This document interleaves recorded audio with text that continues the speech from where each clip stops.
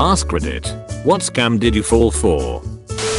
While in high school, was walking through a park and a woman was walking my way. As soon as we passed each other she says, "You dropped something."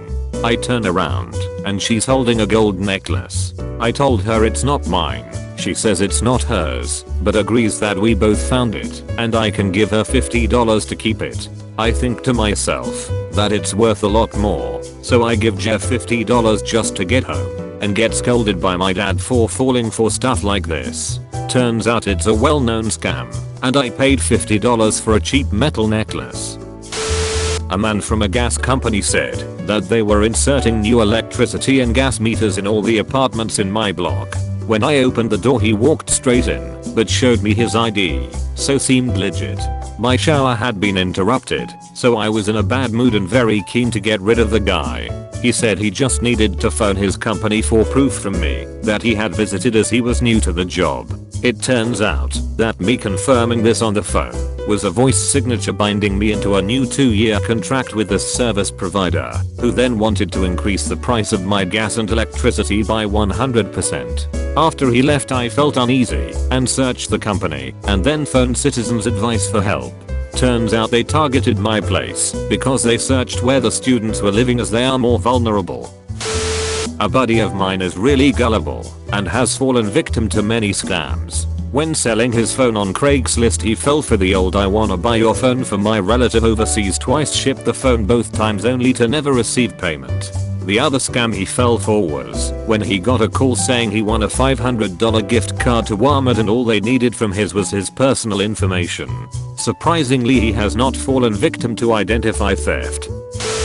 Went to Best Buy to buy some speakers. Shady dudes in the parking lot were selling speakers. My friend whispers to me those speakers are totally stolen, dude. In my immorality, I'm thinking, well, they're not going to get any more stolen than they already are. Let's see what we got here. They have a ragged catalog page that shows these speakers costing thousands of dollars, but the shady dudes are only charging me hundreds. Sold. I take the speakers home, and they don't sound so good. I Google the speakers brand. Turns out, these are the cheapest speakers money can buy. Turns out, pretending these are stolen speakers is the whole business model of this particular speakers brand. Turns out, this company would actually equip shady looking guys with the fake catalog pages and trick immoral fools in parking lots as their regular course of business. I couldn't even be mad. They got me, and I had deserved to get got.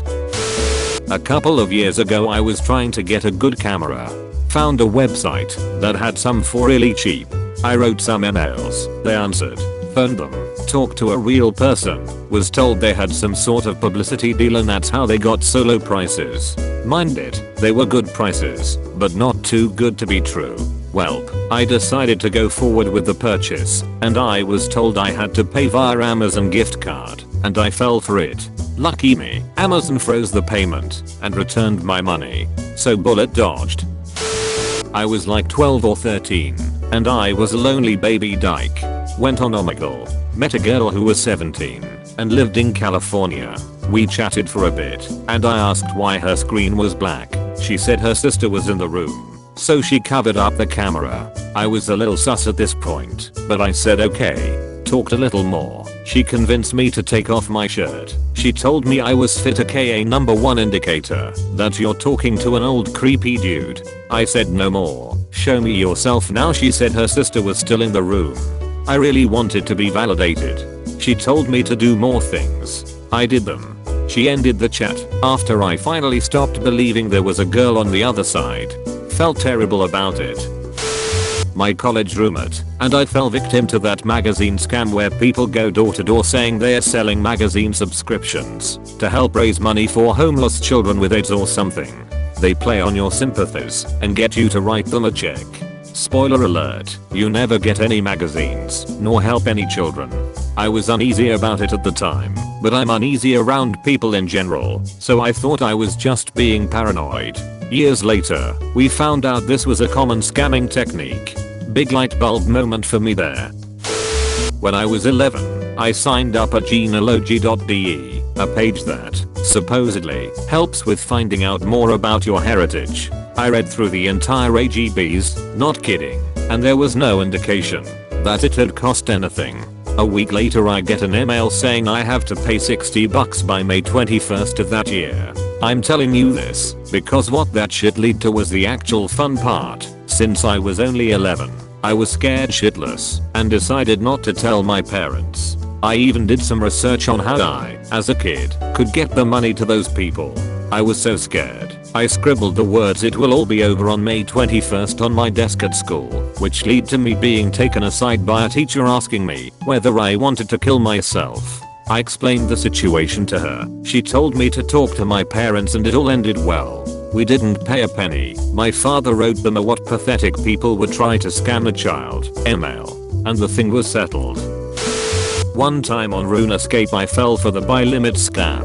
Some dude said he needed help buying feathers, but had hit his buy limit. I myself had just recently learned about the buy limits and been inconvenienced as well, so I sympathized. If you don't play, the guy basically put up his own items at a marked up price on the general market, tricked me into buying them, then dipped before I got paid back, and I was stuck with all of his feathers and no money.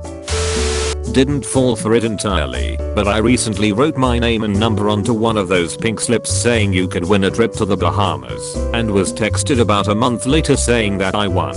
I got so happy. I called their number and apparently they were paying for the hotel, but not anything else. Decided to look more into it, and their website, Harmony Beaches, looks super shady and out of date. Apparently it's a scam to get you to go to timeshare meetings. People try to convince you to buy expensive stuff and buy into pyramid schemes. A lot of people have been scammed this way.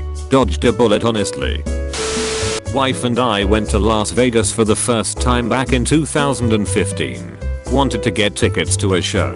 They were a bit expensive, so we decided to think on it for a while. Walk outside and saw a stand saying they were selling discounted tickets. All you had to do was sit in on some sales thing for 2 hours the next day. We thought, how bad can it be? Let's just say no to anything they say. Sitting in on that thing was one of the most miserable ways I ever spent 2 hours in my life. So if you're going to Las Vegas, avoid anything saying they'll sell you something for a discount. Timeshare meetings are the worst. First time in New York, I had to recharge my subway card and was standing behind a guy on the Metro card machine. A guy walks to me, dressed in MTA uniform, and tells me that I don't have to wait.